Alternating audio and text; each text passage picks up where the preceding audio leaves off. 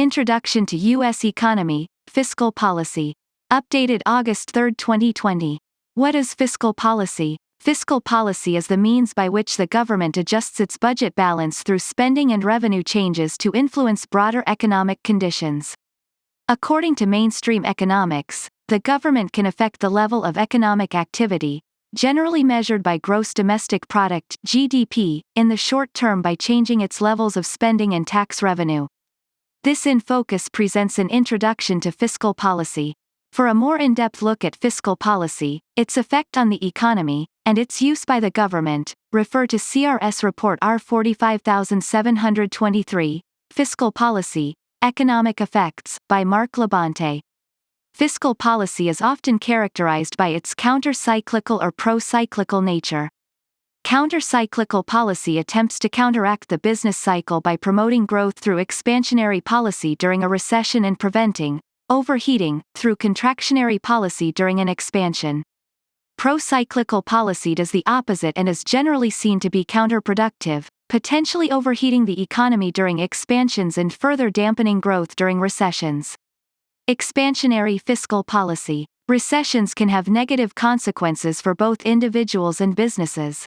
During a recession, aggregate demand, overall spending, in the economy falls, which generally results in slower wage growth, decreased employment, lower business revenue, and lower business investment. As such, policymakers may want to intervene in the economy when a recession occurs by implementing expansionary fiscal policy to mitigate the decline in aggregate demand. Expansionary fiscal policy, an increase in government spending, a decrease in tax revenue, or a combination of the two, is expected to temporarily spur economic activity. Increased government spending can take the form of both purchases of goods and services by the government, which directly increase economic activity, and transfers to individuals, which indirectly increase economic activity as individuals spend those funds. Decreased tax revenue via tax cuts also indirectly increases aggregate demand in the economy. For example, an individual income tax cut increases the amount of disposable income available to individuals, enabling them to purchase more goods and services. Standard economic theory suggests that in the short term, fiscal stimulus can lessen a recession's negative impacts or hasten a recovery. Expansionary fiscal policy's effectiveness may be limited by its interaction with other economic processes, including interest rates and investment, exchange rates and the trade balance, and the rate of inflation. First, assuming no action from the Federal Reserve, expansionary fiscal policy is expected to result in rising interest rates, which puts downward pressure on investment spending in the economy. Second, it can lead to a strengthening U.S. dollar, which results in a growing trade deficit. Third, it can lead to accelerating inflation in the economy, although this was not the case during the 2009 to 2020 expansion. All of these side effects from expansionary fiscal policy tend to put downward pressure on economic activity, and therefore work against the original stimulus generated through expansionary fiscal policy. Expansionary fiscal policy's ultimate effect on the economy depends on the relative magnitude of these opposing forces. In general, the increase in economic activity resulting from expansionary fiscal policy tends to be greatest during a recession, when the economy has more room to expand, and the negative side effects are somewhat counteracted by the recession itself, monetary policy, or both. Contractionary fiscal policy. As the economy shifts from a recession and into an expansion, broader economic conditions generally improve, with falling unemployment and increasing wages and private spending. With improving economic conditions, policymakers may choose to begin withdrawing fiscal stimulus by decreasing the size of the deficit or potentially by applying contractionary fiscal policy and running a budget surplus. Contractionary fiscal policy, a decrease in government spending, an increase in tax revenue, or a combination of the two, is expected to temporarily slow economic activity. When the government raises individual income taxes, for example, individuals have less disposable income and generally decrease their spending on goods and services in response. The decrease in spending temporarily reduces aggregate demand for goods and services, slowing economic growth temporarily. Alternatively, when the government reduces spending, it reduces aggregate demand in the economy, which again temporarily slows economic growth.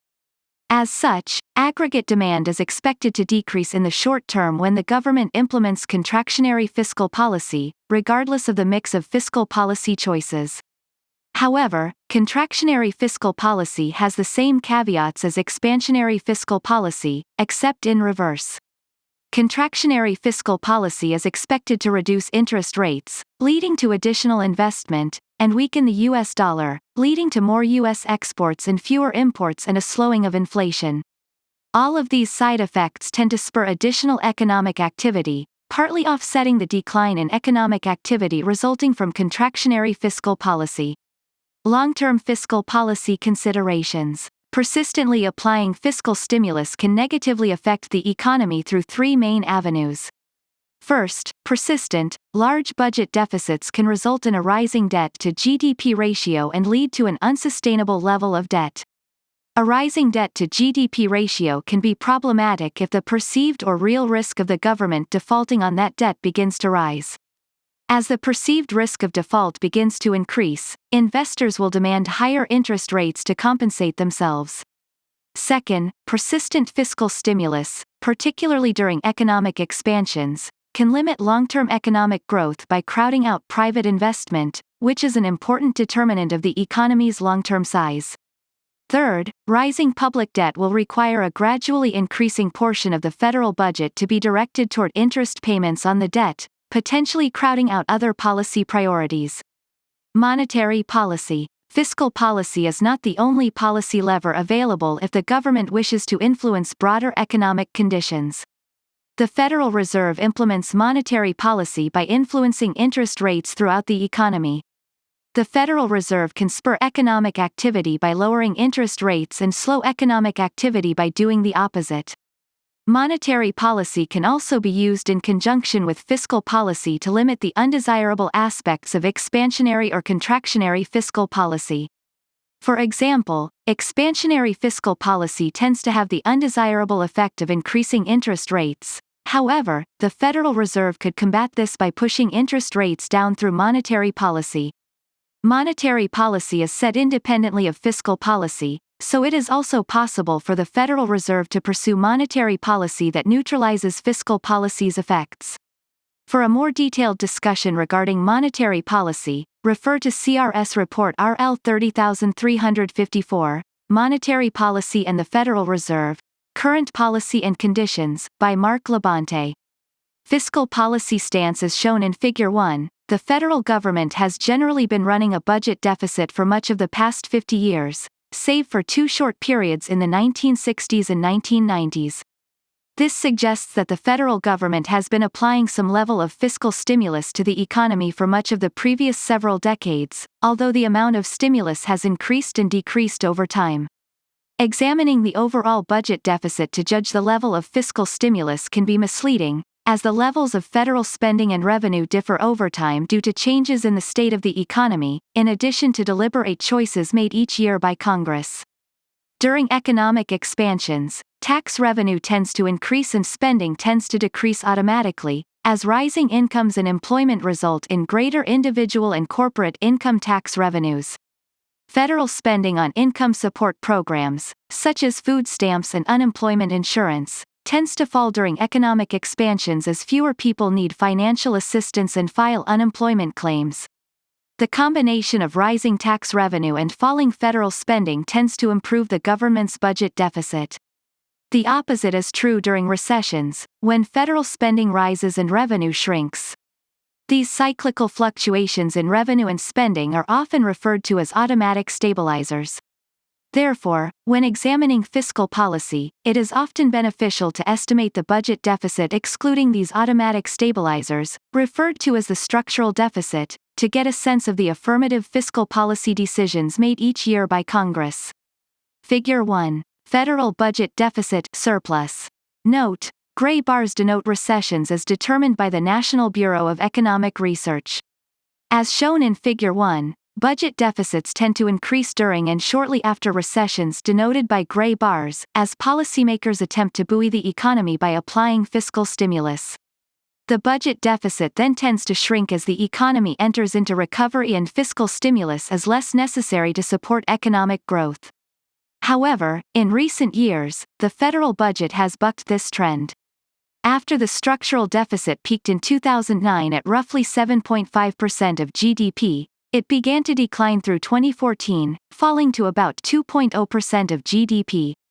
Beginning in 2016, despite relatively strong economic conditions, the structural deficit started to rise again, nearing 5.0% of GDP in 2019.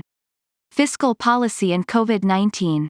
Coronavirus disease COVID-19 has caused a deep recession in the U.S. economy, and several stimulus bills have been enacted in response. Fiscal stimulus has included direct cash transfers to consumers, forgivable loans to small businesses, and increased unemployment benefits, among others. The projected deficit increase as a percent of GDP for fiscal year 2020 is 10.6%, which, if accurate, would be the largest deficit since World War II.